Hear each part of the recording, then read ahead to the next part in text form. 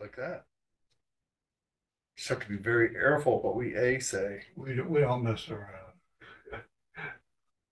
With Randy at the helm, Yeah, right. there's no time for sergeants. There we go. Ooh. Nora entered the waiting room. Oh, okay, I'll let her in. For Nora. Nora Alice in the night. 3291.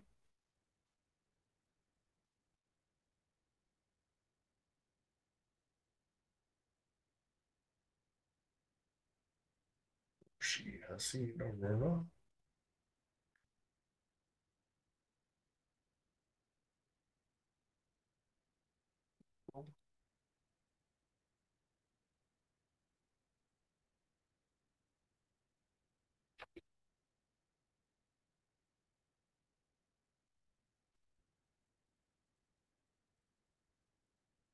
Two people have entered the waiting room. Yeah. Yeah, they're in. John, oh, there we go. Very good. They might be able to hear you. Yeah, they can hear you. Yeah. They should be able to. And another thing.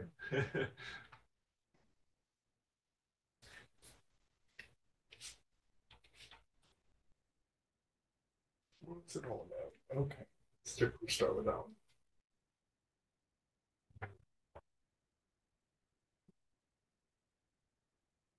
Yeah, we got a few. Oh, we got a few minutes. You know any kind of battlefield jokes from Revolutionary War battlefields? Come on, Ed, you're good for a joke. Battlefield jokes. Battlefield jokes. These two heshes were marching across the field. Ah, yeah. Oh, that's almost The like first a one limerick. said. One was munching on some sauerkraut. The other one was munching on his beard. The other one's beard. Right. Yeah, it does sound. They were It brothers. sounds like poetic.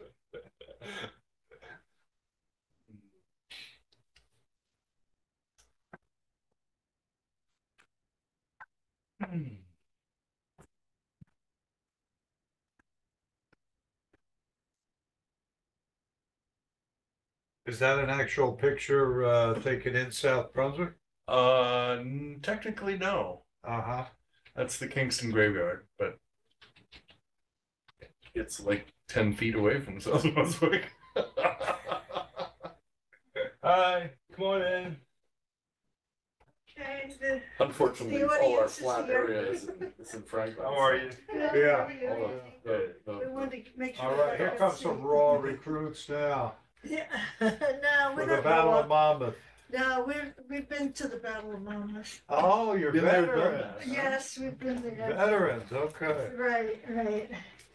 So you're reviewing the scene. Well, we took an adult school course a couple of years ago, offered by the guy whose name I forgot. He's head of the Monmouth battlefield. Uh-huh. So we learned about that. And then Donna and I did a presentation in our community about, from what we remember. Oh, cool. from that. So, but we thought, you can always learn something else. Experts in the field. Just interested. Interested makes the big difference. When you're interested and you want to learn. Oh, yeah, it's- sure. It's, Oh, yeah. you just want to soak up as much as you can. Actually, a couple weeks ago, we went to the Drake House in Plainfield for our very first time. Yeah. Mhm. And then we went up to the Plainfield Country Club. We snuck in. Oh yeah. All the way up to see Nice. where the battle, Being recorded. to see what. Yeah, you're off mic now. Are we being recorded now? Well, I think yeah. Whatever. We're not saying anything. So these cables. So yeah, well, it's just barely 6:30, so you might want to wait a couple. We got a couple in the audience, and we have us here. So Yeah. Why don't we talk to the audience and, Yeah, it's, audience, Ask do you them have if any they- questions? Can you- yeah, you have any sure. questions Can for you Charles? well, you know, like curiosity, any questions for opening remarks or something? We got other people, Tony. Yeah, I just let somebody else in. Yeah, give them a chance to ask the question before we start. Barday. Yeah, let's do that. What are they curious Let's see, about? let's see what's going on here. What do you want us to cover? Generally? What do you want? Here we go. Here we go. Yes. There we go. Come on in. Hey. There's some sunshine, Maxwell. Patriots. Hello, Mr. Luck. Greetings. And how are you, sir? Luck is with us. Tonight. How you doing, sir? Washington's marched through South Brunswick on the way to the Battle of Fort Monmouth. You know, I don't know, Randy. I was, I had an Unshare? interesting Yeah, unshare. conversation in Rockingham. Sure. You Yeah. mean the screen? Yeah, John scored the show. The lady comes in, Lisa. I don't know. Okay, if you know she's her. the curator. Okay, well, I hit her with, doing research for my fourth. list. Yeah, you can see it once. Okay. Hold on a second. She jumped. Got a whole on slew of it. people Really? there. And Yeah, yeah, we got- you better put a disclaimer on You it. need to ask if you can get up. Expensive. Two And I people on the- know that they Yeah, don't we have want a 10. negative thing It's about good we his waited. suicide, but Right. it's documented that it was a suicide. The thing that I was Right doing. after he signed his will. Yeah, right, right, and what I was doing is trying to find the Well, exact location. you can where he you can jumped see into them. the river. Which is a little more talk. difficult because you It gotta shows figure up out like that where right there. originally.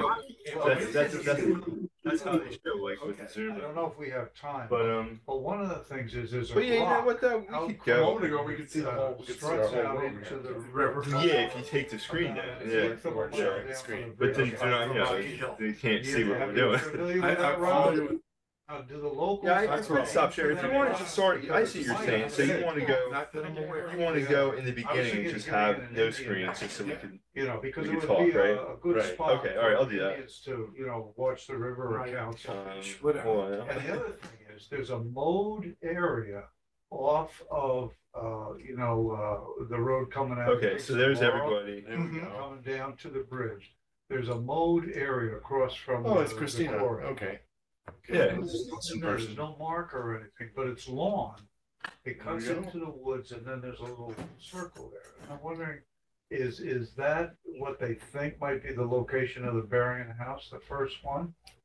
Because why would they mow that area? Yeah. It doesn't make any sense. Yeah, I It's don't not, they're know. doing that dumping there. Right. Those are two unanswered questions I That you're have. trying to figure out. So if you hear anything, if you find out anything, I appreciate I will it. do that. Thanks a Yeah. lot. I'm surprised that she's that defensive about. Oh, boy, and I had my granddaughter with me and her boyfriend, they were helping me out. And we found the trail and we walked and everything Right. like that. But, I didn't want to go in the house anyway. So I was asking some questions about it in the house, but then she calmed down a little bit. And I gave her a copy of the book for the DAR, that I had published, so. So We we'll ended start. better in a few than we minutes. So we'll started. take questions. So we'll start. Is this, am I going to be? No, go right ahead, no problem. So, welcome everybody out there. We have a guest speaker tonight, Charlie Dieterich from the Kingston Historical Society. He's going to be talking about reconstructing the road to Monmouth. So, first of all, does anybody have any questions for him or for any of us before we start? Hi. Greetings, good evening, Good evening. loyal sons of liberty and daughters. Okay, go.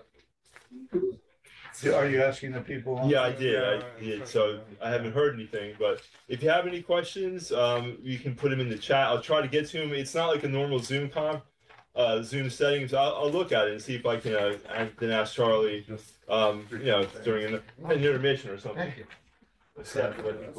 And if we don't hear from anybody on the screen, is there anybody live here that has a preliminary question, something you're curious about? The road to Monmouth or the Battle of Monmouth, so that we make sure we cover it. Is there anything that that's been bothering you? You've been losing sleep. That's all these terrible. years. Yeah, it is. Okay, I think we're all Did set. George Washington throw any silver dollars across any local rivers or streams in South Brunswick? Turns out that Bonus, the bro. silver dollars were not readily Yeah, available, right. but other type of coinage was thrown. Good answer. Good answer. So, that's good we waited. Ooh, We got look at here go more people coming in. So I'll start mirroring this. Hold on a second. Okay, just. Oh, Steve Barclay. What year did it take place? The battle. It's the same year as the Battle This of is a Monmouth. good turnout. 1778. We've been doing fairly well. But though the talk actually, it all took place from 1999 to 2003. So that's what I'm going to be talking about. The process, not necessarily the battle itself, because I don't know much about the battle itself. So you'll be amazed how much stuff I don't know. You can write a book about it. In fact, Ed probably has. It probably my has. fifth mystery. What Charlie doesn't know. Yeah, man, you couldn't lift it, I don't think. That's kind of heavy. Bigger than Webster's. Okay. Phew. Okay. So,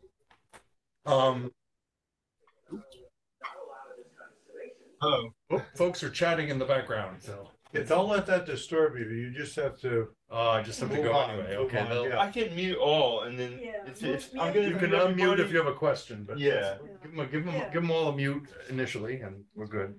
Anyway, so the scoop is that many a year ago, well, actually in Kingston, we had a celebration in 1999, and it worked really well. And we started to learn about the village, which we really didn't know what was going on with the village, to the side with the exception of George, who knew all things.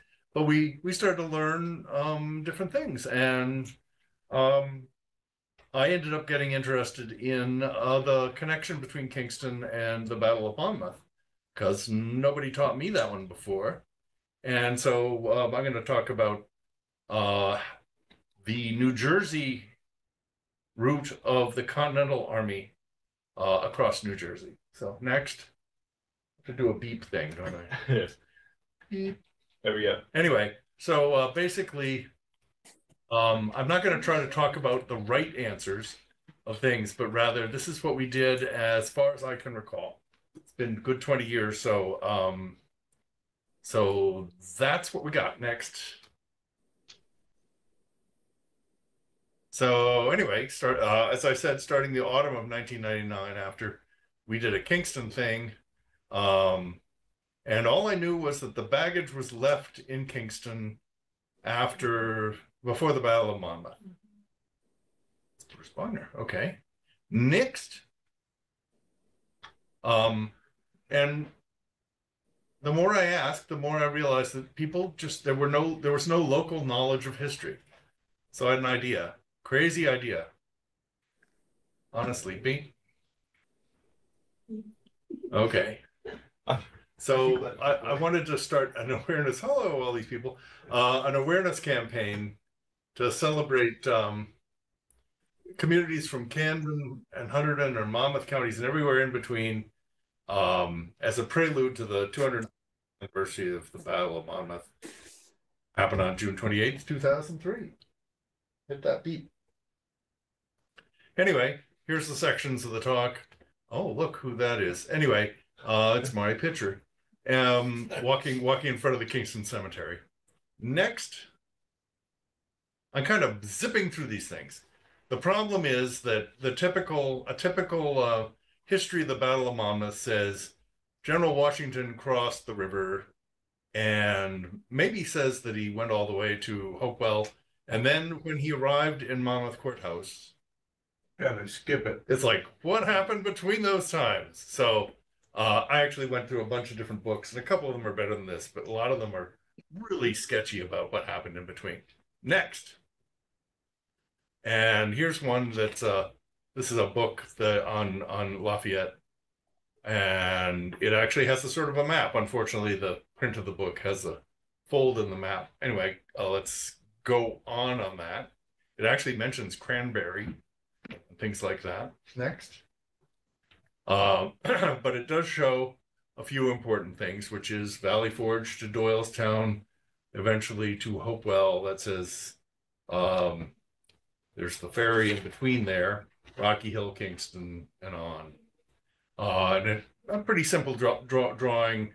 I'm not sure the author knew exactly what was going on because there just wasn't a whole lot of literature laying around. Next. And here's the Crossroads of the American Revolution in New Jersey Special Resource Study, National Heritage Area Feasibility Study, Environmental Assessment 2002, the Road to Monmouth.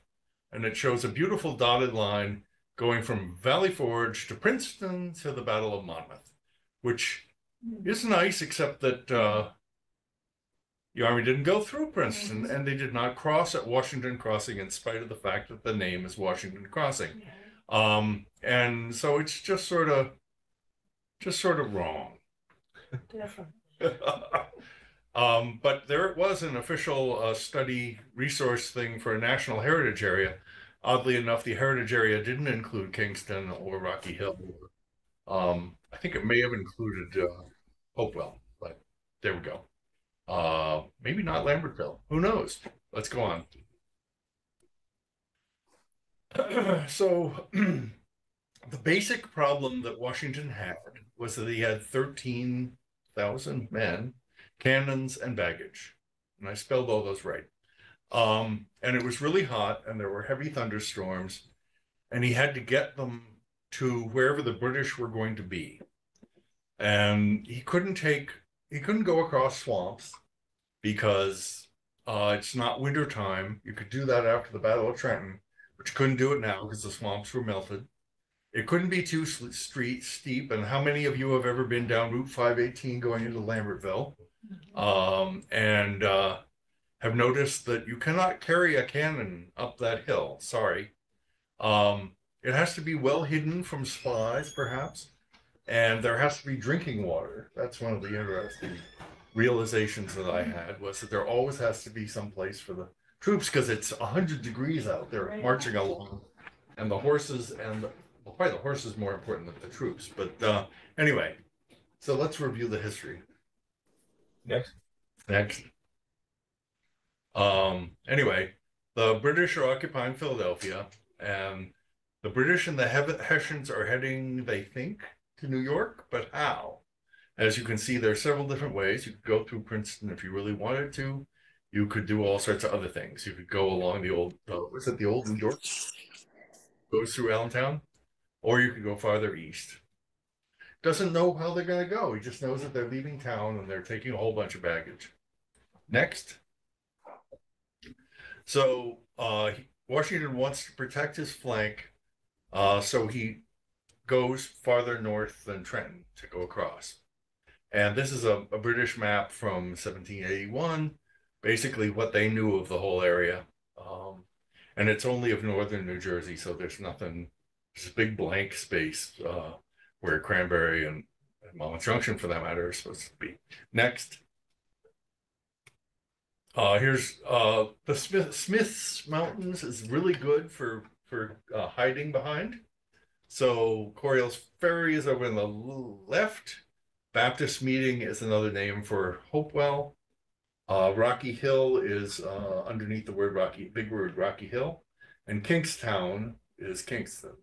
So that's how you go above the mountains, or north of the mountains.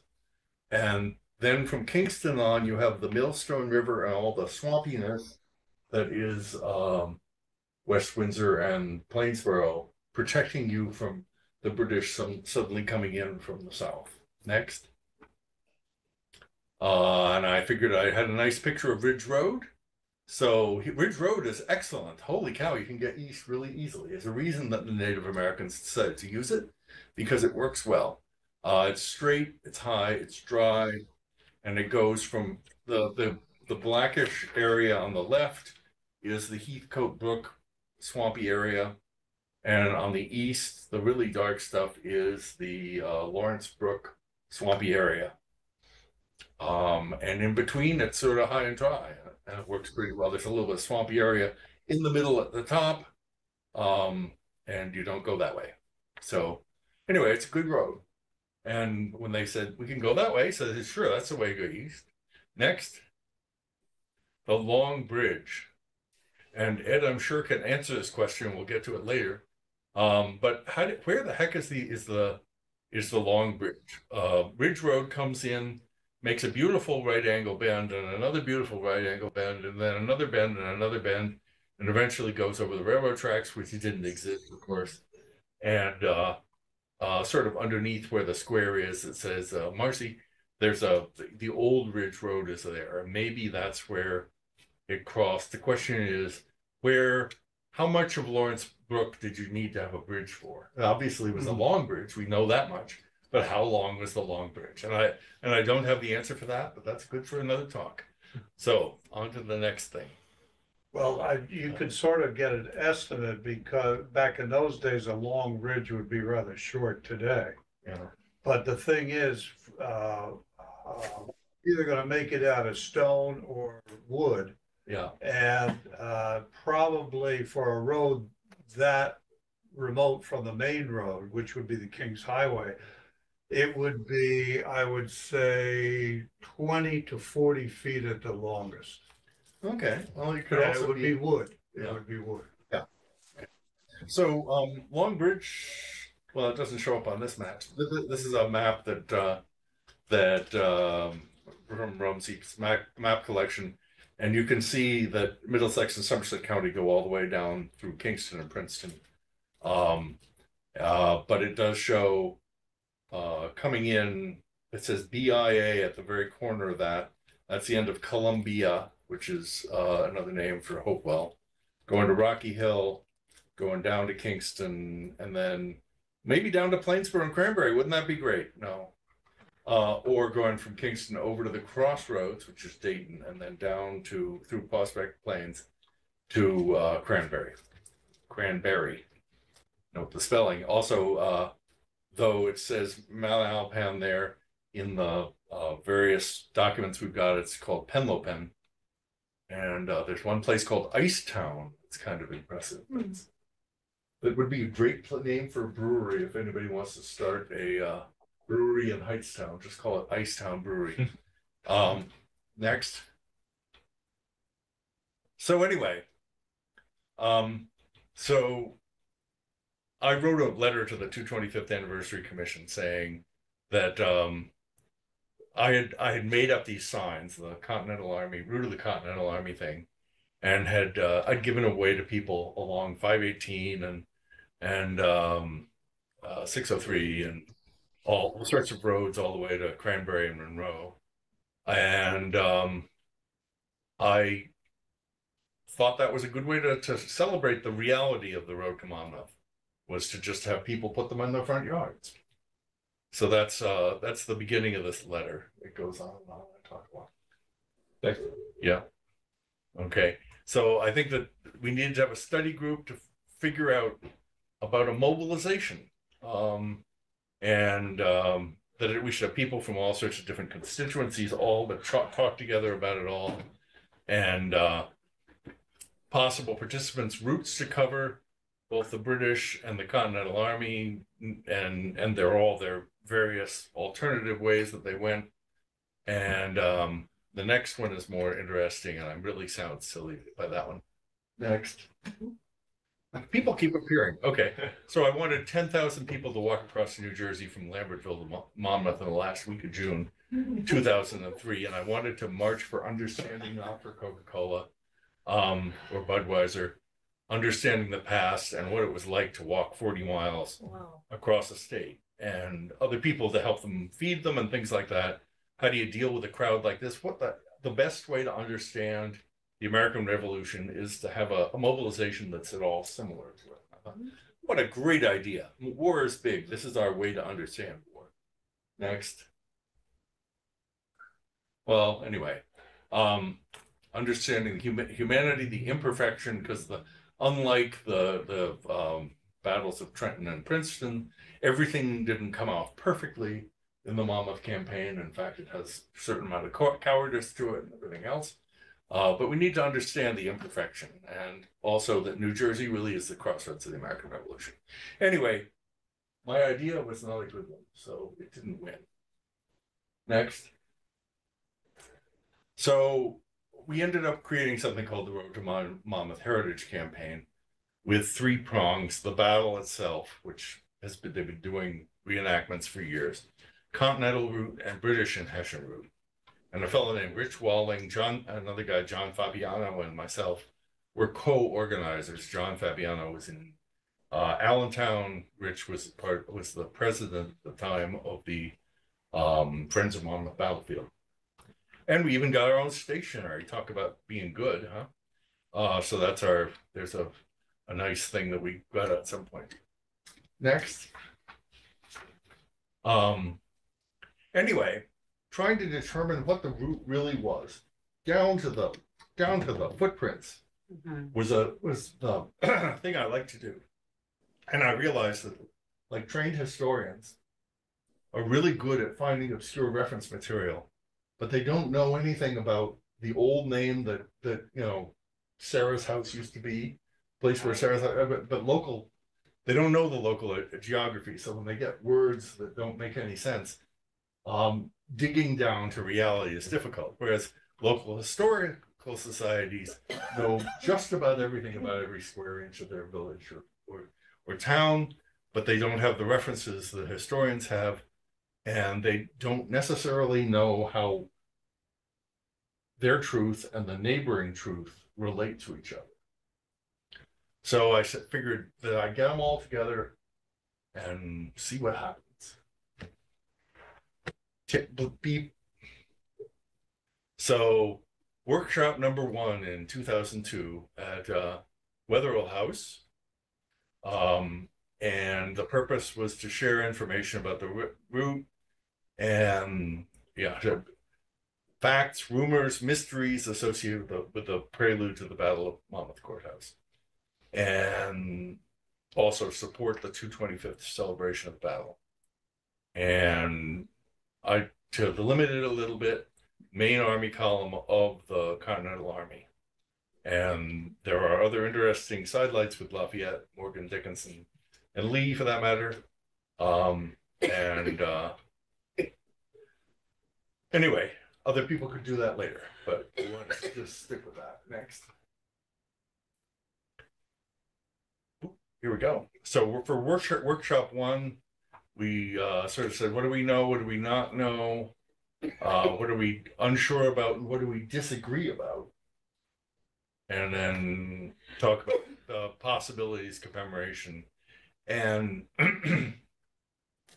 we ended up having a big pile of to-dos and mysteries and everything else. We had 2 more meetings scheduled, one in Hopewell, one in Englishtown. Next. It was a big group. Here's the list of attendees. And some of you may recognize a few of the names. Joan Luckhart and Seal Leadham and Bob Craig and Bob Tucker and Gambati. Yeah, Ellen Gambatis. Seal Leadham. So, and Peggy Carlson from Rockingham. So it was a really good crowd. And I guess Joan was hosting it, I think. Anyway, good thing. Next slide has more goodies. Anyway, one of the things that we came up with was something like, we came up with a whole slew of things, but the Bungtown Road was by far the most bizarre. There's Lambertville and the river. At the time, the online maps were, the Census Bureau was the only one that had one that wasn't copyrighted. And they were these strange sticky maps. So anyway. So Bungtown Road Lambertville was called Bungtown at one point. Yeah. It could be. I don't know. Yeah, I don't know. Anyway, it has a bunch of different names. But anyway, so from the town going due east, 518 is the way everybody goes, and that's the curvy road that goes down and says Brunswick Pike on it. But that was too steep. And route, what is it, 576, 578, whatever that is, going up is a somewhat better road. It's still, as you will remember, it just sort of goes off into space from Lambertville. They're all steep things. It's kind of obnoxious. But one of the guys who lived there said there's this thing that existed that was called the Bungtown Road. And the place that has a little lake in it is actually the water supply authority for Lambertville. And we all, I think, trespassed down to the water supply land and followed this little dirt path that went through the woods and go, well, that, you know, it's just somebody made a path there. We found a stone bridge in the middle of it. So, Wow. whoa, that's a nice old thing. And more research was done later, and they discovered, yeah, that's indeed, there was a road that connected there to Rock Road. And I think there's another pic. The next one may have some more details on that. Let's see. Yeah, Rock Yeah. Road, yeah. Rock Road. Anyway, actually, that's gone too far. We've gone too far east, but that's okay. Back up. Yeah, you may as well. Back. There we go. Anyway, it turned out the Rock Road was basically along the edge of Dr. Cox's properties, which was the edge of Hopewell and Amwell. And anyway, we started learning about that. Well, that's kind of cool. Now we can go on east. The next big thing was, how'd they get to Hopewell? How'd they get to the Baptist meeting house? And next slide forward. It turns out that somebody named McHenry in their diary says the Army takes the road from the Stone Schoolhouse to Rocky Hill. Halt near Sourland Highlands, Hopewell. They actually spent 2 days in Hopewell. 4 miles from Princetown, Rocky Hill reconnoitered a good position relative to Kingston in case that should be the enemy's route. Indeed, they didn't know where the British were going. They kept sending people out to try to reconnoiter them and steal all of the ropes from the wells so that they couldn't get water. Huh. Because this was hot. They had people dying. Huh. Anyway, it turned out that Marshall's Corner, which is on the USGS map there, has an old stone schoolhouse building, and the stone schoolhouse is indeed. Oh, you're in the way. There we go. We discerned that it was the south route. Somebody who was in our meetings had also written a book about how the path was actually up towards Ringo's, because there was a schoolhouse up there. It was like he had to add a note at the end of the book when it was printed because it's already all typeset. Is this Stone's schoolhouse? It's Marshall's Corner. You said it was near, right? Yeah, It's still there. Pennytown, yeah. Yeah, that stone house. I see it. There's a small. It looks like a schoolhouse there, right on it. Yeah. That's it. Yeah. Ain't gonna build any more of those. So, Wait, is it still on 518? so it's on 518 Spur. You remember that used to be, it's now 6 something or other. Oh. Goes from Marshall's Corner up to Hopewell, and while the main road goes, the main 518 goes nicely straight west. Right. And the Army should have used that, but the problem was that it goes up a very steep hill and down a very steep hill to Third Avenue and stuff. That would have been deadly for the horses. That is steep. Yeah. So it's deadly for me too. So anyway, but the good news is that the other one is kind of mild, just mild enough that you can get cannons up there. Yeah. So I now, whenever I drive around New Jersey, I say, if I'm invading, is this a good road to invade on or not? Anyway, but it's fairly level going all the way over to Rocky Hill, and there's a crossing of a stream that's Washington Well, it's called. It wasn't called that at the time. Anyway, next. So then we had workshop 2. And John Henchak was the guy in Lambertville, and he was full of all sorts of exciting little information about the receipts for various different taverns for the at Corriales Ferry, and who took Continental Army cash and went bankrupt and who didn't, things like that. Really fascinating. The second group had a bunch of different folks, Betty Wagner from Cranbury and Jeanette Mooser and Joan again, and lots of good folks. Stacy Roth, who does Molly Pitcher, I think. Anyway, the zigzag line on the other side is the Cox line, which is the line between the counties now, which is anyway. But one interesting thing down the bottom, it says Washington's staff stopped in Rocky Hill at Rockingham for tea at Mrs. Berrien's. So one of the big things in the story of Rockingham was that that the Continental Congress found a place for Washington to go, and there wasn't anything available in Princeton, so they had to go off into the hinterland someplace. But it turns out Washington knew Mrs. Berrien, which just sort of changes the story around a little bit. And tea and pleasant conversation, it says. She was a widow at this time. Yes, she was. There's a whole Berrien story, which we'll not go into. I'm trying. But it's kind of interesting to know that. And we did a GIS overlay of some maps made by Erskine to try to understand where roads really were and things like that. It was a really wonderful group. And by this time, I realized that I was not going to lead it. I was just going to call the meetings, and all these folks were going to come up with really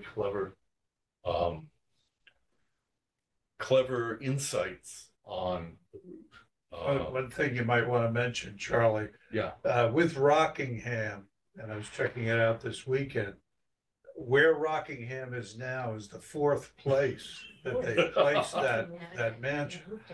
The first place, and I still think there's some speculation about it, but there's a little, when you cross the Rocky Hill all over the millstone and you're starting to go up that hill, they say that where the 40-mile-per-hour sign is on your right, if you look over into the quarry land, and you can't because of the foliage and all that, is where the Berrien house was initially. With I think it's Peter Berrien was up the road, and we're talking about old Georgetown Road because 518 didn't exist then. So if you can imagine going up that hill just a little bit and then looking to your right towards where the quarry is, that's where the original Rockingham was. Okay, because I don't want you to get confused and say, oh, the Rockingham where it is now, well, that must be where Washington stayed for tea. No, and that's not where he stayed for his time there in 1780. I tell people that it's there, but it's 200 feet up in the air. Yeah. Probably didn't mind that. So, yeah. And we can go on to the next one. Okay. They look like they're stuck on, it looks like screen 2. It says States Workshop 2 slide. So I don't know if there's a lag time or not, but I have no idea of how that would fix that because it's, it syncs up. So I'm not sure. So just let's ask real quick. So everybody out there, what can you see? What do you see up on your screen right now? Can you unmute and tell us? Just change the Change workshop workshop 3. Workshop. Okay. Workshop 3, June 15, 2002. Okay, great. excellent. Thank you. Excellent. guys. Right. He says Okay, I just we're on you target. guys. Oh, some people are seeing. Christina. So- Okay. So Good. some people don't We're see about as it. well organized. That's as strange. Troops. Well, other people see this though. It's very strange. Okay. Oh, okay, I've done that. Okay. Good. Okay. Okay. Hooray! All right. Fun. So let's see, where am I? Okay, the third session, those were our goals, to talk about colonial roads instead of the more modern ones. And by this time, the third session was in the Village Inn in Englishtown. And that was great. They hosted us, and it was really fun. You got to see various different historic sites just in the process of learning about this. And the other thing was that we started looking for surviving historic resources along the route. And then also on the other side, we're planning how to commemorate the 225th and how to mark the route and heritage tourism, which was always a good question. So this is a picture of, dear me, it's now Monroe Township and Manalapan Brook, which was called Penlapen in the thing. Concordia was not there at the time. What's interesting is that there's sort of two roads that come east from Cranbury. There's Prospect Plains Road, and there's I think it's called Cranberry Station Road, which you would figure no, that wouldn't exist because there's no station to go to. But somehow they get you over across the brook and to Hoffman Road, which used to be the main road, not named after the guy from the 1930s, but Hoffman Road was the road going into Englishtown, and then the Jamesburg Englishtown Road was a early 18th century road, maybe. I'm not sure. Next. So anyway, I have 69 pages worth of this stuff available if anybody is interested. What happened was that I made a whole web set so that you could go from one day to the next by clicking tomorrow and everything else. Then I had the stuff on all the workshops. Workshop 3, we took notes, but I have no idea where the notes went. So unfortunately, we don't have any of the outcome there. But by then, we were sort of going, okay, let's get moving. And they started doing things. So anyway, if you're interested, that's on the Historical Society archive website. And let's see, everybody who's had chance to check out the QR code has done that. On we go to the next thing. A page looks like this. So on the 25th, Washington's going to Rocky Hill and then Kingston and then to Longbridge. And then just things from the works of Washington from a Greenman who was one of the soldiers, Dr. Adams, another one. And each one of them talks about what's going on and where they've gone. Basically, they come to Kingston fairly early in the day because Washington has breakfast at Mrs. Berrien's. And then they get to Kingston, and then they just wait until nightfall because it's so ungodly hot. And they didn't say anything about big thunderstorms, so it probably wasn't because other places they said thunderstorms. Fair and hot, Dr. Adams. There we go. And then at sunset, they march to the place called Longbridge. And some more folks went forward with Lafayette. And we don't know who he stayed with because he never filled in the name. And so that was the sort of stuff we were working on. There's a expense account as well that says strange little things about who it was who they owe money to. So that's one of the best ways we could find out what was going on. What do we got next? Boop. Okay.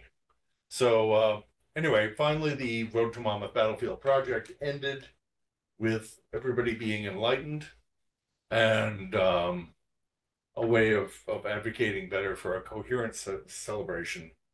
On the 225th, we already looked at the Bungtown Road and the Stone Schoolhouse on Mrs. Berrien, but there are a couple more mysteries. Next. I'm rolling through this, aren't I? Okay, so here's what McHenry says. Cross the Millstone by a bridge and halt at Kingston, breakfast at Mrs. Berrien's, good tea and agreeable conversation. And so I'm imagining that here they are stuck in Kingston all day. One of the good things about stopping in a village is that they have wells, because if you drink river water, you're gonna die. So instead, you want to drink out of a well. And Kingston had enough wells. Rocky Hill probably has some wells. The Washington Well Farm apparently. There was probably some booze available also. Well, that's the other thing is Kingston. Yeah. And then they're supposed to get a ration in the morning. Yeah. All the troops. They usually had a wagon carrying the rum.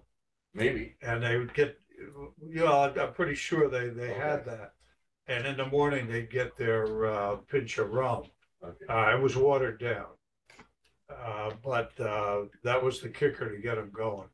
That sounds good. Anyway, they got to spend the whole day. I assume that, one of the good things about having both the Heathcote Brook there and the Millstone River is that you can wash out your clothes and stuff. Mm-hmm. Generally get refreshed. You've been marching at 100-degree temperatures for a number of days.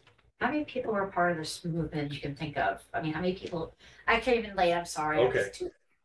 How many people are actually part of this movement across? So it's at least 10,000 at the moment. Okay. I mean, Lafayette took some off. and Right. Whatever else. So Yeah, everyone converging onto the little town of Kingston and Queenston and all that stuff, Yeah. that's a lot of people to show up at once. Yeah, well, we have nice hills, we have a nice Right. river to consider, all that stuff. Foraging of food and stuff, it's gonna be, Well, I don't know. could have been an issue. They did come straight from Valley Forge, and they may very well. They said they cooked for 3 days all the Okay. time. So, they had 2 days in Hopewell, and no doubt that was provisioning. Okay. One of them was provisioning. I don't know where they got the That's a stuff. lot of foraging, that's a lot. But it was anyway. Yeah, Charlie, let me clarify on the numbers. You have to be careful with the numbers during the Revolutionary War. If you look at the sources, there's a variety of how many troops the British had. Remember, with the British, they're carrying or going with a lot of civilians out of Philadelphia who were Tories, and they wanted to get out of there. Sure. And you're talking about at least 1,000. And whether you count those as fighting people or not, that's open to debate, because there were a lot of civilians that were not in fighting shape and they couldn't participate. That's a problem on that side, because the British outnumbered the Americans in the Battle of Monmouth. Okay, so the numbers were on the side of the British. But the thing that to keep in mind, the numbers that were in Kingston, when sending Lafayette ahead, there were many men who went with him. So that the numbers that we're quoting, probably there was less, and I'm estimating going on Longbridge Road, 6,000 to 7,000 in one mass. Okay, but there were two trips. Right. And I think Lafayette took approximately 4,000. Yeah. Kingston with him. So it was. Yeah, and it's good you use the word approximate, because the records back in those days were woefully inadequate. Okay. And I'm just saying, be careful with the numbers. It's not 2,000 though. It's Right. bigger than that. It's bigger than Yeah, that. it was a sizable army, A lot more than went. but retreated let's through not New get Jersey. too emotional. Let's be careful with the numbers. I'm working on a project for the Princeton Battlefield Society, and I learned something through my stuff that, because I'm trying to find the African Americans, but the kicker is there could be African Americans there, but they were the servants or slaves of the soldiers, so they would not be figured into the actual fighting force. Right. So I could actually add on to the amount of people Well, who that's are in interesting. there. Okay. So I did not know that. Here I am trying to find people. I found 20 African Americans for 10 crucial days. Yay. But it could be more, but they would not be figured into Okay. the actual fighting force because they weren't helpers. They weren't even. They were coming along with it. And some Yeah. African Americans were listed on enrollments of troops as Native Yes. Americans. Uh-huh. So they that's could be true. accepted too. So that's another thing. That's another thing. Yeah, Okay.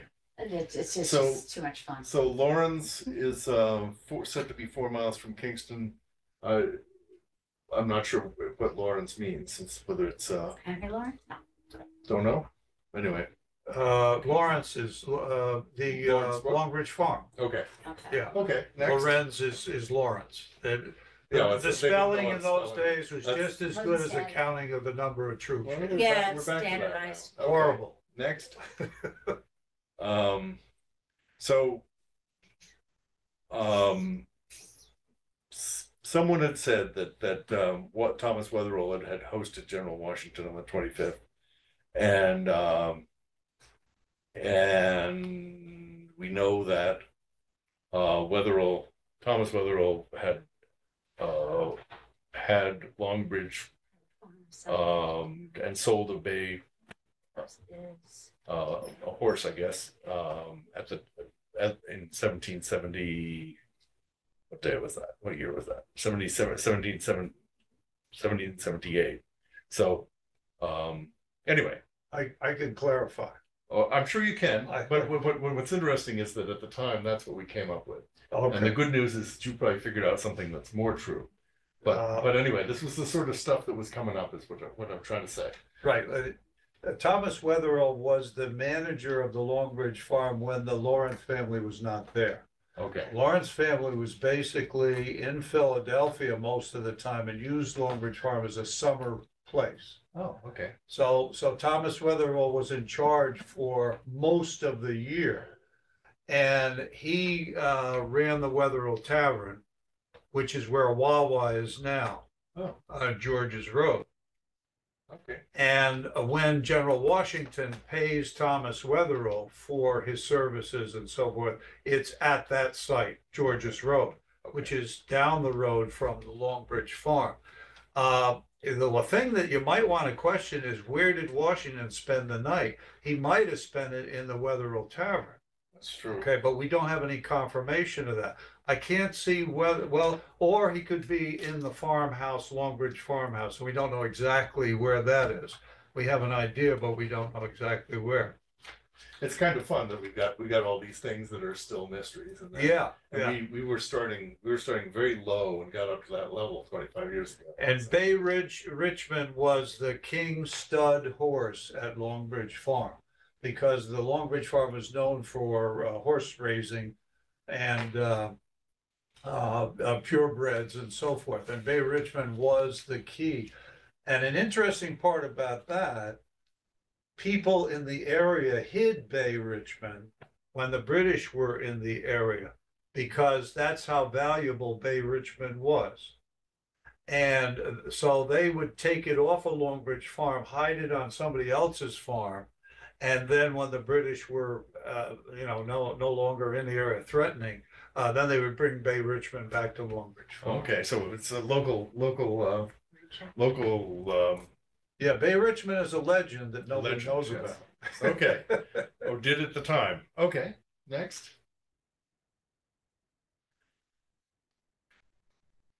There we go.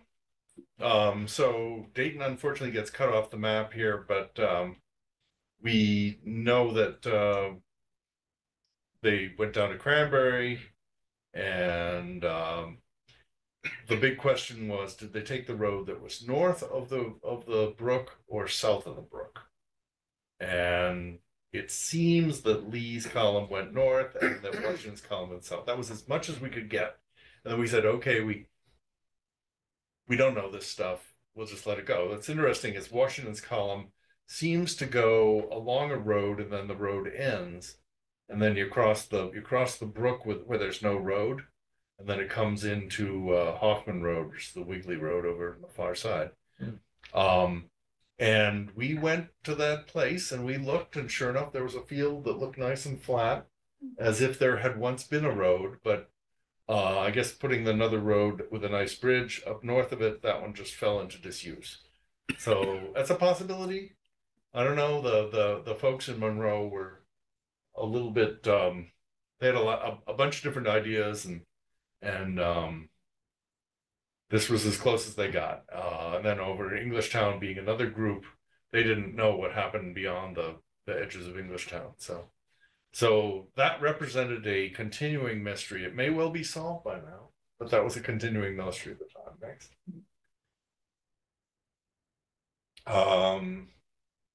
So anyway, we made signs for each of the routes.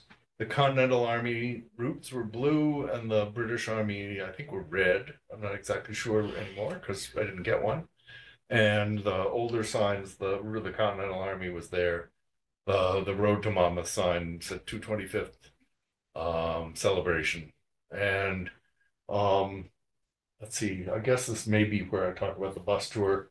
There was I think I handed these out, a bus tour of the Continental route and the British route with a conference in the morning and then a bus tour in the afternoon, which was March of 2003.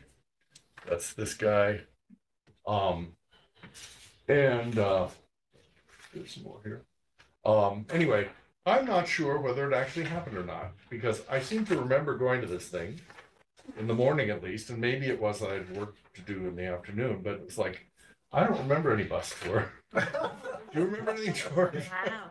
Was there? Well, any I didn't do much on the British end of it, so. Yeah. But I don't remember It anything may on well be the that they did Continental Army side. May it be that they only got sign-ups enough for the British route, and I don't remember any Continental Army bus route. I don't.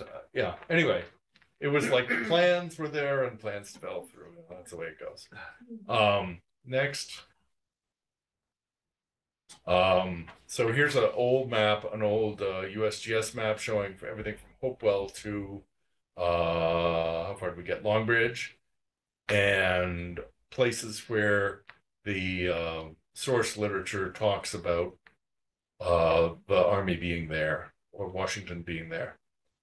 So it's pretty nicely documented that no, they didn't go through Princeton, which was one of the major goals, to not let people think that just because the federal government published something was true.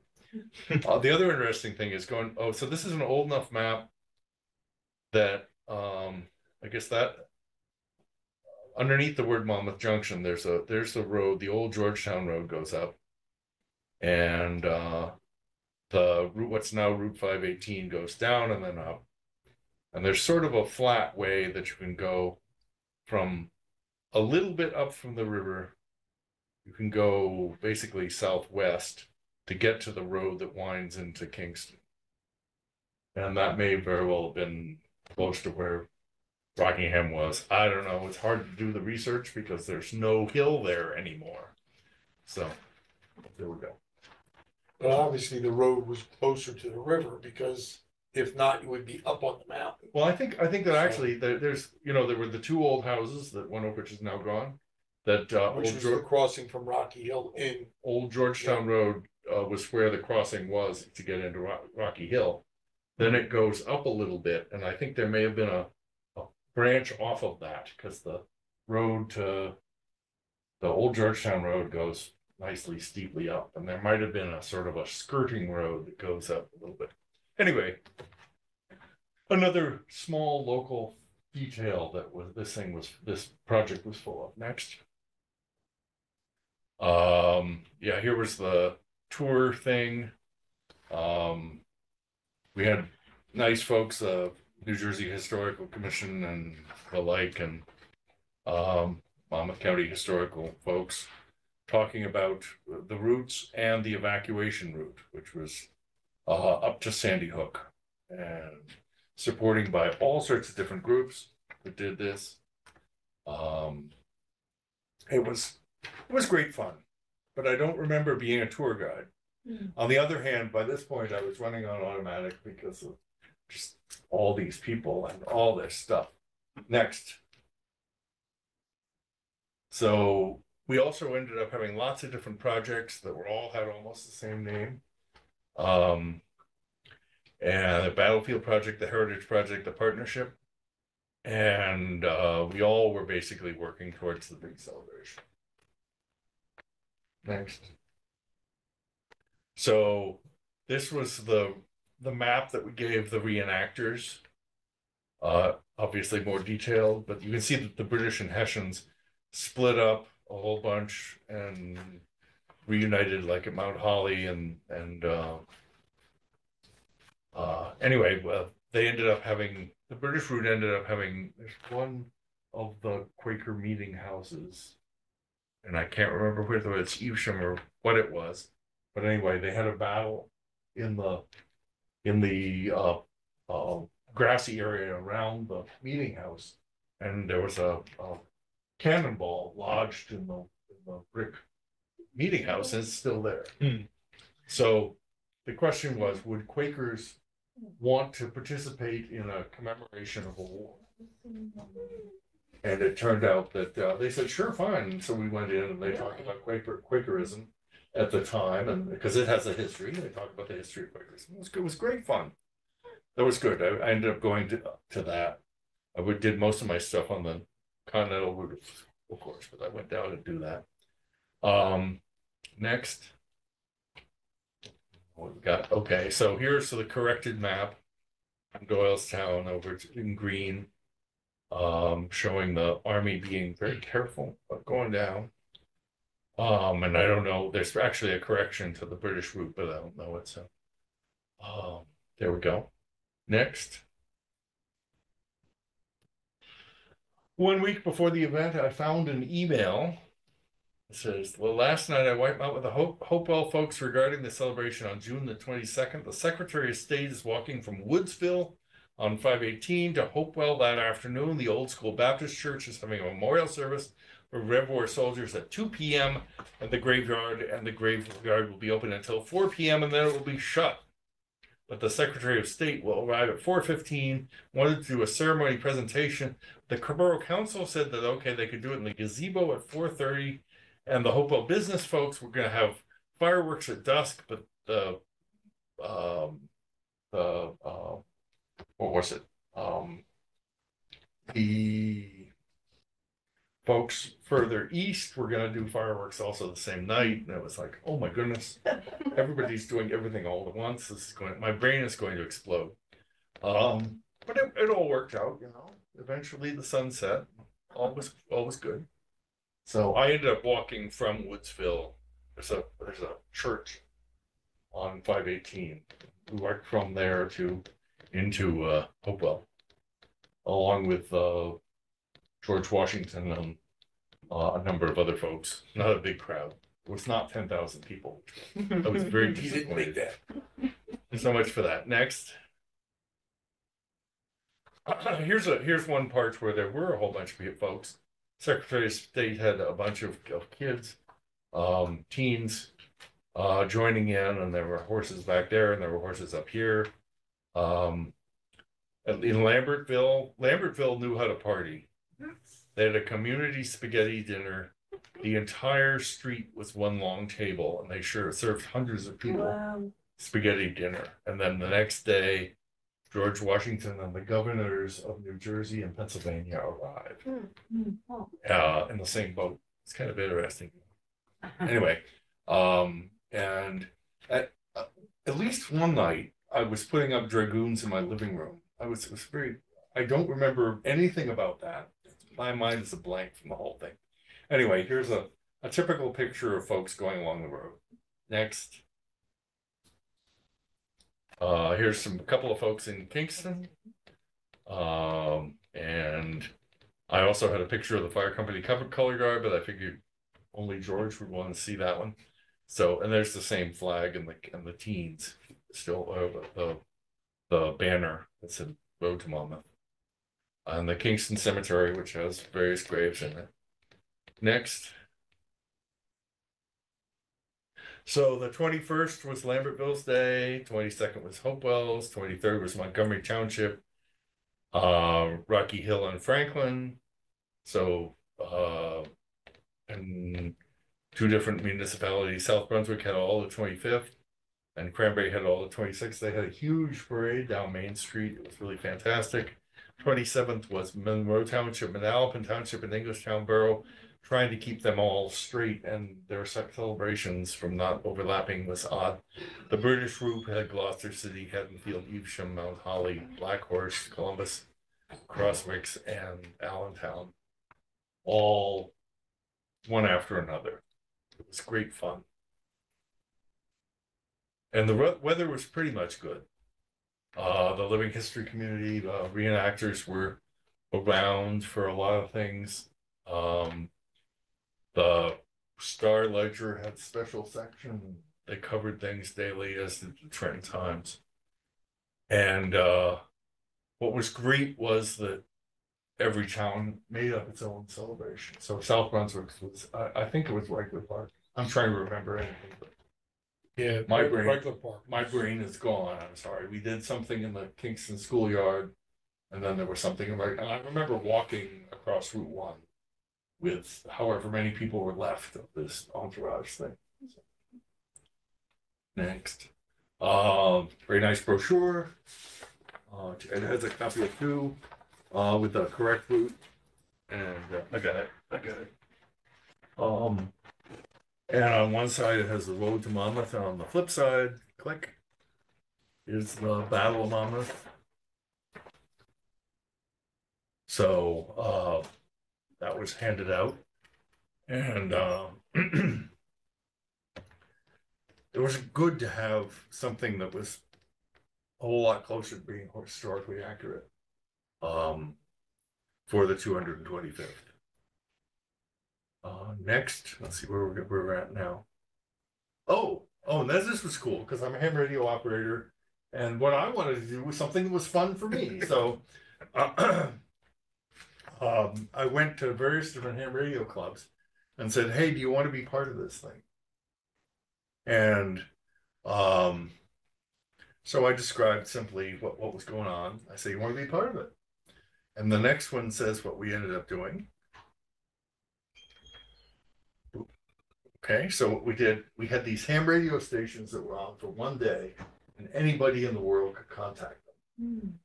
And they, the idea was that they were celebrating the road to Monmouth, and also they were set up in the various different places around the route as if Washington had a ham radio station, and it was great fun. We had special call signs that we got just for the one day. There was W2H when Washington was at Hopewell, and Washington was at Rockingham was W2R, W2C for Cranbury, King to Gloucester, King to Hatfield, King to Evesham, and King to Crosswicks. Turns out W's and K's are the letters that all call signs have to start with anyway, and that was Washington and the King. So it was great fun, and people they just sat there and chatted with people on the radio, and most ham radio operators are pretty sedentary anyway, so that was the way for them to participate. Next. So the big question then is, they're gonna do it again. 2028. And we have to be sure that they get the route right. And the other question is it gonna be a sort of a collaborative celebration? Is each town gonna be able to make up its own how they're going to do things, or is there going to be a consultant that says everybody's going to do it like this? And the big question is, what role will the South Brunswick Historical Society have? So that's the end of my slide. I know you have a couple more slides that you put in there. Yeah, I just put some on the end talking about the Battle of Monmouth. Yeah. So, interestingly enough, I had to do my disclaimer. These are 25-year-old remembrances, and facts often get lost in the process. John Fabiano, which was one of the co-chairs, has been working on this. He's giving a talk on June 10th at the Swan Historical Foundation on the British Army's march to Monmouth. So that's cool. I'm sure he's been working in history for the past 25 years, so I'm sure his presentation will be a lot nicer. They'll have better color scheme than he does. So Where is that going to be? I think it's Washington Crossing, is it? Yeah. Where's the library? The David Well, it Library? was the No, David not Library, was. which doesn't exist, but the building is still there, and I don't know if the amphitheater is still. I believe I was just down there on Sunday, and apparently they're still using the big theater So it might for be big there. events and stuff. So but look up it's probably there. SwanHistoricalFoundation.org. I think that's where the round tables have always been done, both, Okay. especially the Revolutionary Yeah, War. Okay. it I'm kind of looks like I've a- never made it kind to of looks like them. a church. You've made it to them. I've made a few, yeah. Luck. Beautiful church. It's a beautiful building. So that's that.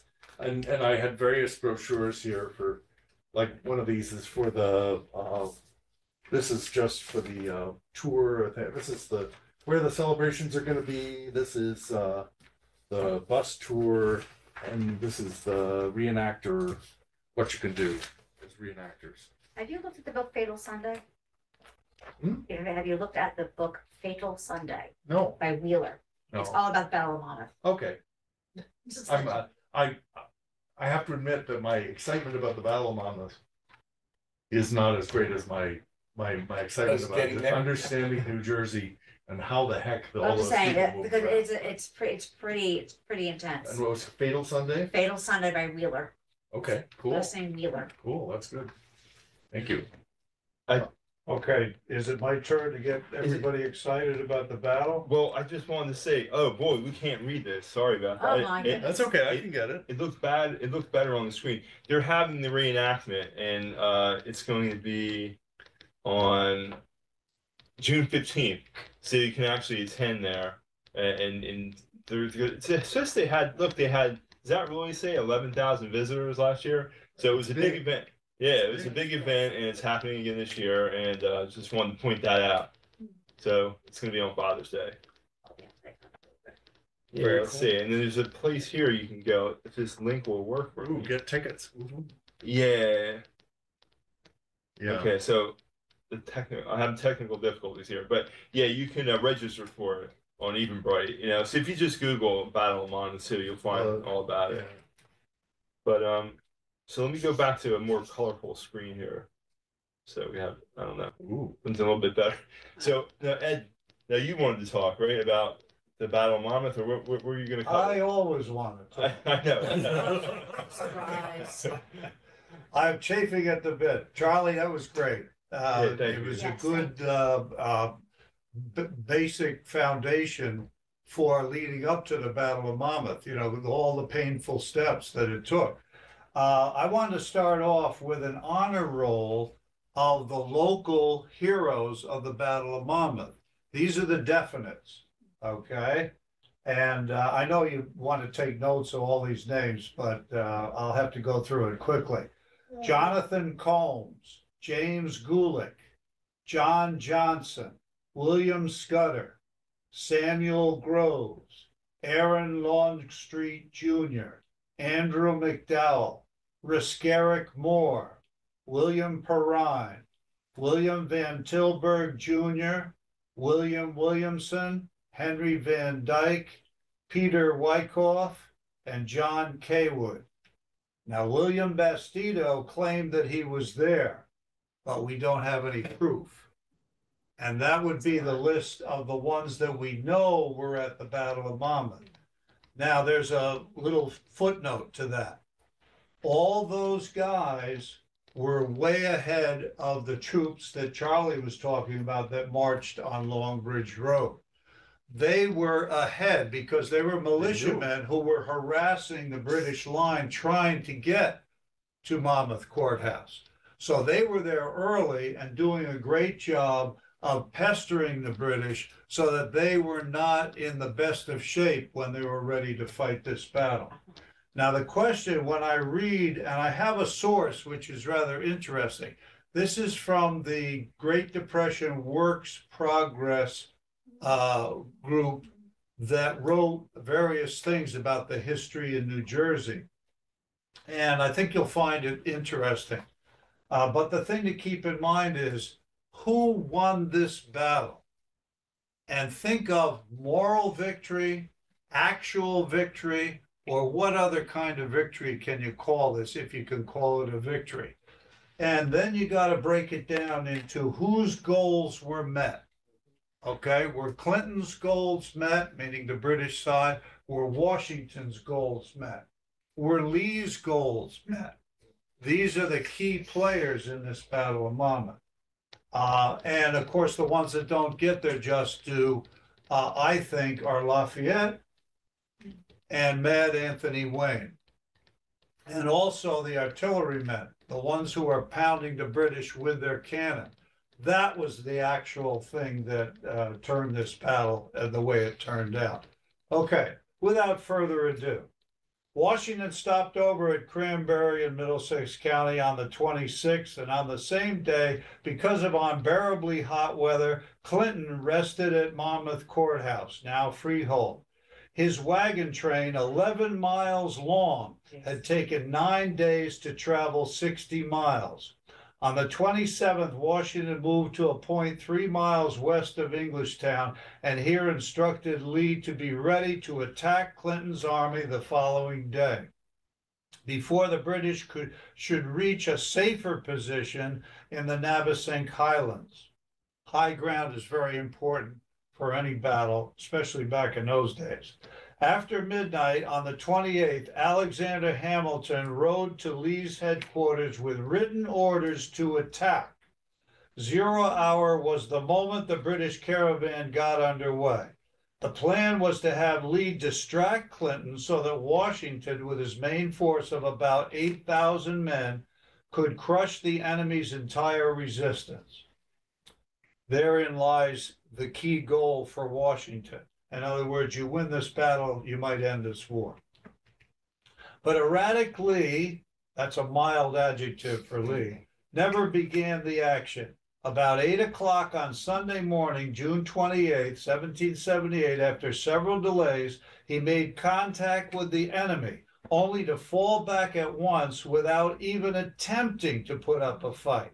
Washington, after breakfast at the home of Dr. English in Englishtown, rode toward Freehold. Word of Lee's retreat reached him at the outskirts of the village. Boy, was he mad. That was mine.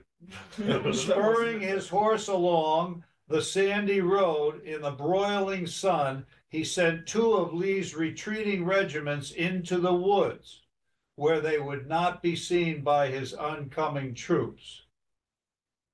You got to keep in mind what the question is, why did he do that? And immediately dispatched 2 of his own regiments to check the British until he could arrange for the main army in the battle formation.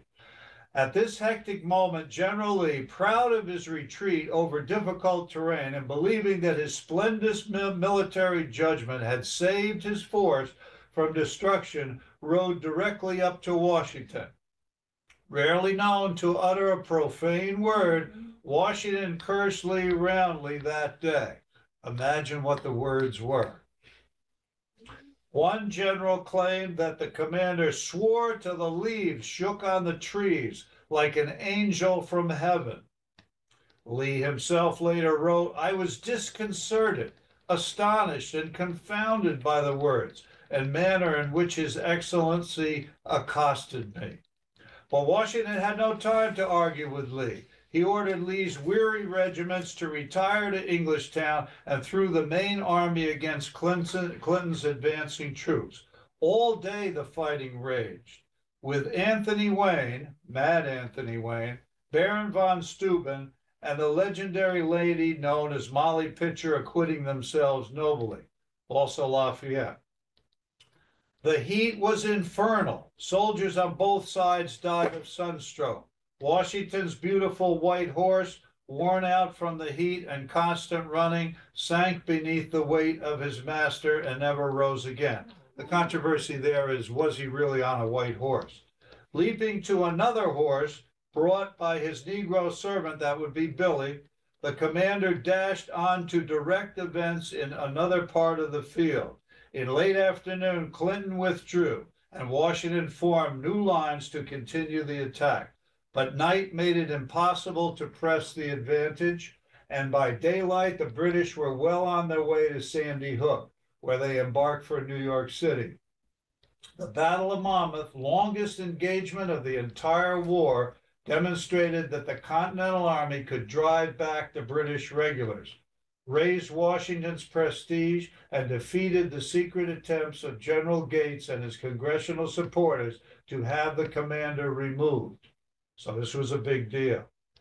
On July 4th at New Brunswick, while the second anniversary of the Declaration of Independence was being celebrated, Lee's court-martial began. Okay, now that's a lot of history in that reading. And I tried to make it exciting to you so that you would get the feel of how important this battle was. It's not a clear victory for either side. But the thing is, Clinton did achieve his goal. It was at a cost, but he achieved his goal. He got from Philadelphia across to New York. Washington did not achieve his goal, but he achieved an awful lot.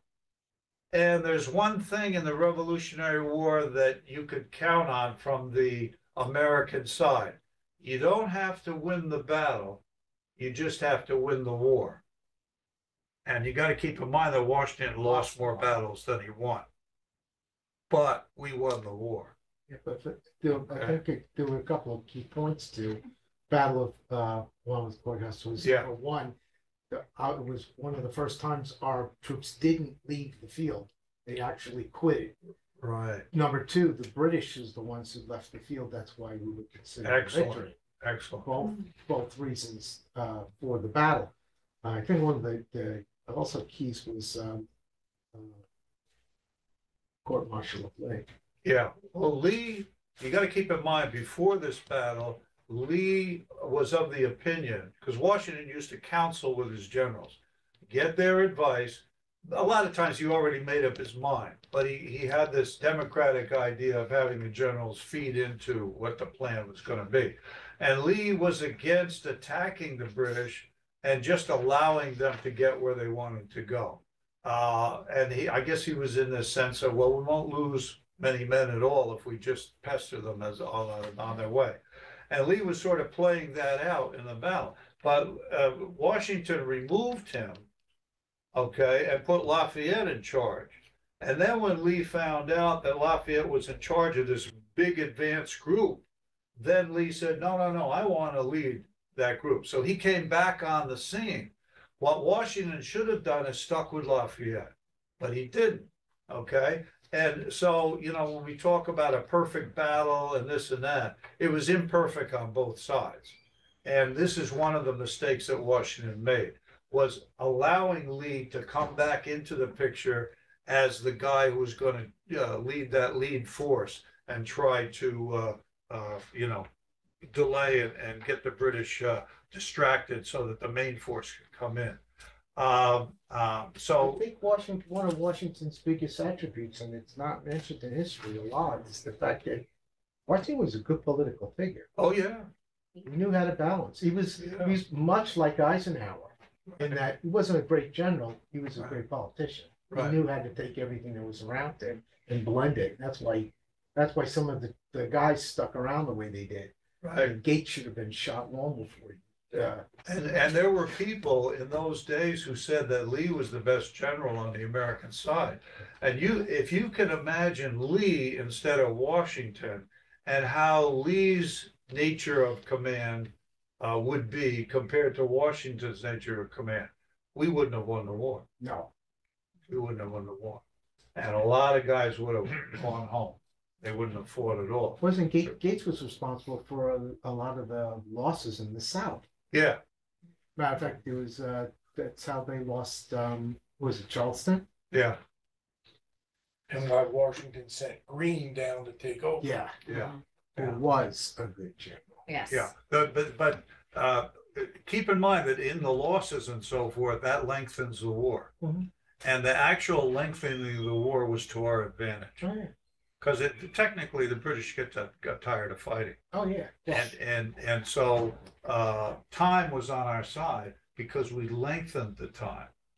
Okay, instead of having a short war, which the British would have won, we had a long war and the Americans won. Oh, well, George Washington was the father of guerrilla warfare. Mhm. He was the first. I mean, Yeah. He knew that if he strung it out long enough. Yeah. Because if you look at some of the Freedom. battles like Brandywine, he should have won Brandywine and he lost it because Yeah. he wasn't a great general.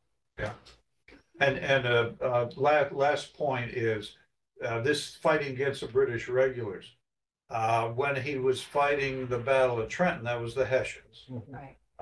Cornwallis, when he escaped at night, Second Battle of Trenton, Cornwallis wasn't really into it. He was going to be ready the next day, but nothing happened. And then the Battle of Princeton, that was a subpar unit led by British colonels. So this was the first key one. Yeah, Yeah. big key one. Okay, that's it. If you have any questions for Charlie or me, we're ready to answer them. If not, the battle is I have a concluded. question for Charlie. Charlie, do you, so you talked about plans for the 250th. Are you starting to talk about them or? So the good news is that I left town right after. Oh. We did it, and within a year I moved to California. And then I moved back. So I think I'm part of the Historical Society. I wasn't part of the Kingston Historical Society for this. I was a separate person, and there were several folks, Doug Giowski and Robert von Sobush, who were the Kingston people, and I wasn't being the Kingston people. I was being a coordinator. But I don't know what's going to happen with the 250th. But I'm not in a position to find out. I mean, I will know as much as you do. In fact, probably less, because the library is considered to be a place that you go to find out what's going on in a town. So Yeah. Charlie, is We'll the all find state giving any hints as to what they're planning? I know nothing. I don't even know whether anybody who's on the call may In know. other words, I'm wondering if it's gonna be a trickle down effect or like you guys did where it's a grassroots thing. I actually think that the grassroots thing Yeah, was a hoot and a half. yeah. It frustrated some folks because stuff was supposed to happen and then it didn't happen. It wasn't super well coordinated, but I don't know. Were you involved in several different things, George, or just the Kingston stuff? Because you were heavily involved in Kingston. Pretty stuff. much just the Kingston stuff. Okay. That was enough.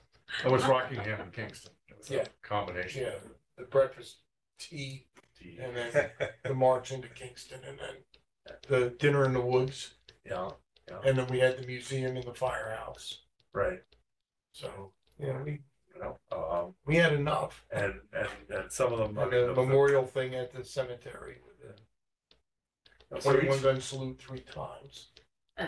Three The times? militia did it, the Marine Corps That's Reserve did it, and the VFW did it. Okay. So Yeah. So it looks like grassroots is the way to go. I know the I would hope state so. is trying to push to have things done, Right. but I don't know how well they're pushing it. Yeah. What kind of I just guidance? I know their offices, but as far as I know. Like they don't have a commission or anything like Right. that, or there's no. But we gotta do I know. something, and it's coming, and the only thing I can say is, this is 2024, and we're looking at 2028.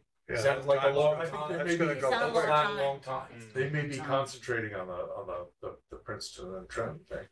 But so one interesting thing was in my travels, I ended up living in New Orleans for 2 years, and Mardi Gras is a super wonderful time, but nobody owns Mardi Gras.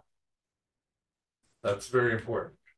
The city of New Orleans can control what happens, and they have a couple of rules. Like you can't throw live animals from floats, but it's Who would do that? well, there was a while when they were having people hand out kittens, and they just didn't like the idea. Oh dear. Anyway, but the city could make rules, but they couldn't say we want a parade now.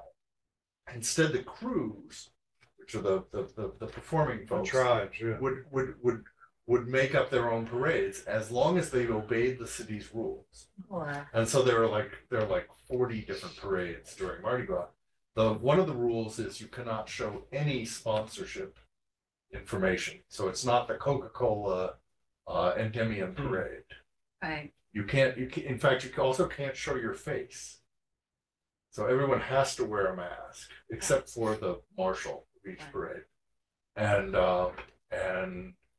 but with a simple set of rules.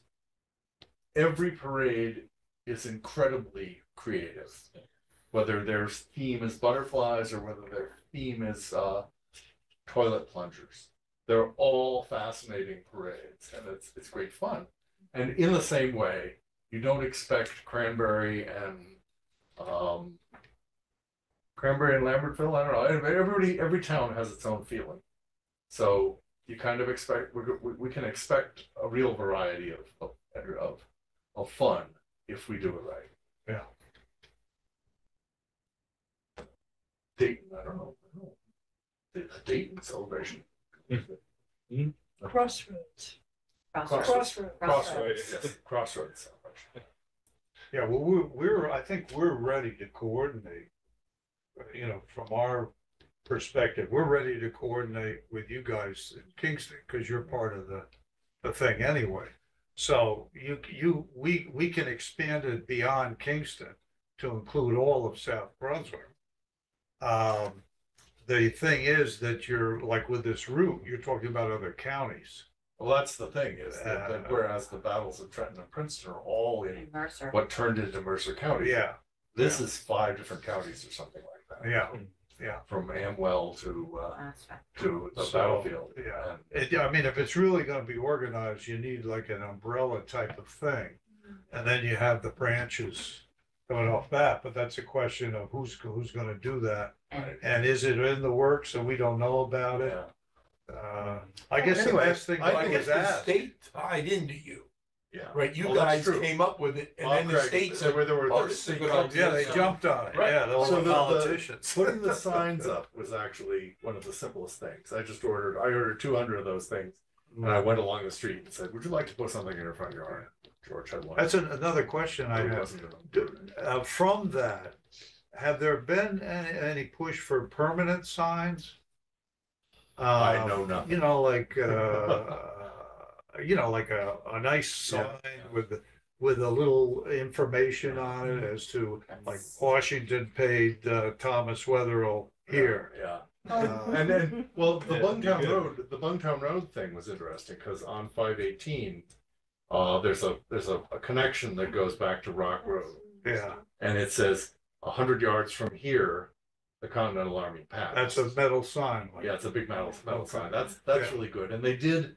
That's one thing that did happen was the state did come in and preserve the land where the Lambertville Water Company is. Right. So that ends up being there's a trail Now, is that a goes through. state sign that? I don't know. Yeah. It could be a county sign. Just Could be a easily, county. because See, it's- that's the thing, like the signs in Kingston. And, I hate to say it, but when you're coming from Princeton over the bridge and you see that Kingston sign, who made that? Was it done by a third grader? I don't know who made that. Welcome It was a to long time ago. Settled 1675. I'm just saying that Kingston deserves a classier sign than But that. there was a It's sign for my the political cemetery, which is opinion. gone now. I'm just, it was There's all a- well there's a and thing good, that well has- there's a- intentioned. Right. there's a But it tombstone looked like that's it came from George somebody's wood shop. there. But there was a sign Uh, at one time. and it a few probably years did. ago. It's Could not be, there you know, I anymore. don't know. But, The one that people cross coming Now you're into the George look. competition. That's right. But like, Georgia. so Yeah, how something can we classy. kind of, Coming up that hill. some signs, I Yeah. know Judy tells me there's Just, a sign by you Five know, you Corners. could Yeah, tell, you there could was a put my sign. name on that. We'll put that in. I'm concerned, it's a concern. And then for the Revolutionary War signs and all that. Good But, luck. there's talk, but there's politics. We're talking about signs. That one Oh. sign you were talking Yeah, about where's that? was given by Franklin Township. And the sun just wore it away Oh, it where you wore- couldn't oh, read that's it right. anymore, Oh, wow. so It turned the white. church took it down. Because you couldn't read it, it just was a, But there was signs, there was a sign on Ridge Road by Five Corners. And that I used to pass every day, and it said George Washington came through here on the way to the Battle of Monmouth. There was another sign in Lambertville saying that they came up this particular street on the way to the battle. Yeah, so but I don't know if they're There were metal signs. metal signs. There were metal signs and they had red in them and there was. You're Yeah, I talking can past remember tense, that. is the sign at I Five don't- Corners No. there? I don't know. No, those- they're not there. Okay. How could somebody put up a sign that is a permanent fixture telling the history of that location and then take down the sign?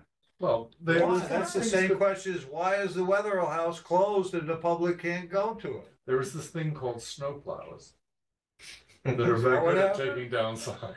no, I think sometimes the So, signs no just plan, get old, okay. because there was one at the corner of Heathcote that used to say diagonally across was Withington's Hotel. Right. Oh, And that's how we know it's what's now PJ's, that was Withington's Hotel, we know that. But there's Not no Withington, sign. I'm sorry, Van Tilburg. Van Tilburg, Tilburg, right, the yeah. guy I Van Tilburg's mentioned, Hotel. yeah, he was And there was a sign. big state sign, Yeah. and I think the state, when they redo signs, they eventually took that down because they widened the road as much as they can And widen they it without didn't going put up up to a sign, somebody's and they didn't porch. put up a sign. And now there's no room for a sign. About Because- what year was it when they took it down, do you think? Way before me. We only knew that it was there because some of the older folks in town at the time said there used to be a sign.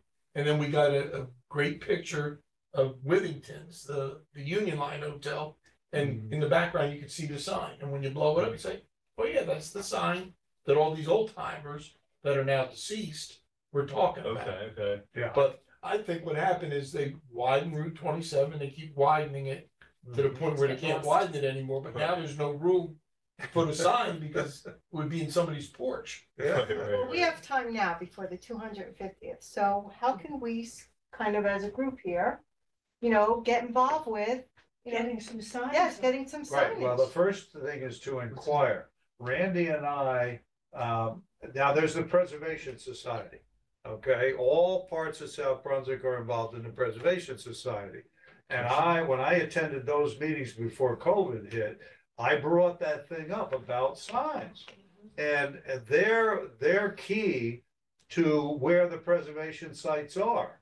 And so and they give credence to, that's where a sign should be. Once they say this is a preservation site. So that we have to work with them. That's one thing. So we'll be asking again. The municipal people, Public Works, whatever the case may be, we have to ask. You have tombstones in the warehouse in South Brunswick, you know, Public Works. Mhm. They don't see the light of day. Nobody, they have historical significance, great historical significance, and they're hidden away in a shed. And nobody can see them.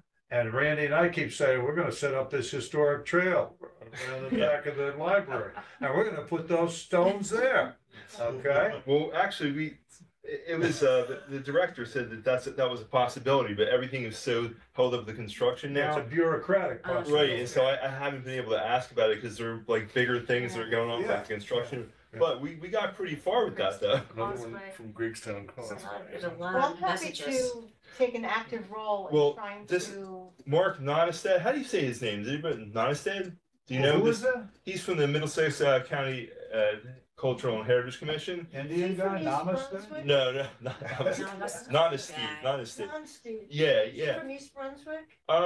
He's from, I don't know where he's from, but he's from the Middlesex County Right, Arts and History right. Commission. He's the head of it. He would be a person to talk to you about signs, because I remember talking about this years ago, and we kind of had the idea, but his name came up. But I can start with him to ask these Well, questions. we have to ask, and anybody can ask.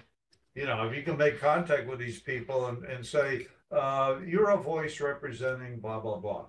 And just ask and then give us feedback on it. And but something has to happen where if we're gonna do this road to Monmouth again, and we will, then we gotta get the signs thing in there too. Yeah. So we I think that's signs the is- first thing. Signs are the next Yeah, step. because like the that. signs are lasting, so they fill in all the years before and after the What about That's celebration. what you're talking about, Road to For Monmouth. this We have area. activity on 27. You know, that Yeah. that's the Atlantic. 1776. Right. Here in the Right. town. The thing is, that Used to have signage too. you only get to ask these questions once. Mhm. It's like, if 20 people ask at 20 different Yeah, I times think we with should 20 start. different I things, think then we should nothing start happens. I think here. maybe we And the should trick is listen to make what sure that- everybody's talking that- about. That there's something consistent that gets asked for. Yeah, And some of that is that the ones who want to ask early have to wait and get allies. Because if you want to do the road from Rocky Hill to Cranbury, right. then you need to make sure that the Cranbury folks are in on it, and Right. the folks at Rocky Right. Hill and the folks in Franklin That's why you Township. need an umbrella. And then you say, look, we've had these 5 organizations all say, it's time that we get some sort of labeling for this, and this is what we're proposing, and then the state Right. does something, you know, but you can't, the fracture of going between counties, the fracture of going between townships Yeah. is really quite, you need to have a consistent voice that sounds like a lot of people are interested in that. Right. And that was the reason for the temporary signs was, let's just get people so that they say, hey, look, this road was the route of the Continental Army. Hey, Right. look, Right. we need something better for this. What But you about need our to state, start. what about our state representative? Which one? Yeah, that's it. Who is he and what is he doing? No. It's the thing is, like, Kingston is the great thing because it's in 3 different counties. I'm Right, not that's talking, I'm just- not talking about them. What about the one for South Brunswick in this area? And what about the one for the next area? You got elections coming up. Yeah. November is around the corner. There's how many voters here? Well, they're aware though, the state, the representative for no, this we're area. aware that the state representative doesn't do anything. That's what we're aware of. No, but The idea is, and if you really want to get this thing going, is that you got a voting block here in the township. The voting block wants to do something. Okay, it's kind of funny that when the voters want to do something, you know, people who are registered, who actually go to the polls, who actually make sure that he gets elected to get paid, that thing, that if we actually put some pressure on them, that they would actually do something. It's the only time they'll do something because it's an election coming up. But what I'm saying is that we're gonna do all of these societies, and these societies are nice, but these are guys who've got the pocketbook. These are the guys, these are the guys. Money for the signs. Right, money for Okay. the sign. But Why- our representative Why though. don't we do this? For our June meeting, Mhm. or our July meeting, let's see if we can find the highest person on the ladder who can come to the meeting and talk to us. Okay, that's a good plan, but they're aware of what we do. I got a proclamation or something from the New Jersey. It's a legislative. It was something from the state, and it was an official document that said they wanted to recognize us, the South Brunswick Historical Society, for putting together the scavenger hunt. I'm like, who found out? So somebody knew. I have it at home because I didn't have a place to put it. And I had an iron. It got Did it crumpled have when a it came. signature on it? Yeah, I have all the Okay, information. good, then It's we got a wanna seal, recognize too. that It's got a person who seal. signed It's it. gotta be good. And It's got a invite seal. them to our meeting, so we can honor them for their great achievement of recognizing remember- us. They even knew about the birthday cake we had for the See? yeah. So there is somebody, and I'll bring it in so I can show everybody. I'll send it out. I have it on a I've PDF. saved a piece, it's in my refrigerator. So I'll send it out to everyone. Then we can start there because someone is aware on the local level. So Okay, we have to find that someone, invite him to a meeting. yeah. Okay. Oop. There we go. And start with the signs. Okay. Thanks for coming out, everybody, and good night. And to Charlie, be great continued. job. To be continued. Oh. Mr. George Luss. Yes, ma'am. Hello, sir. Do you have any more names for me to find? I don't at the present.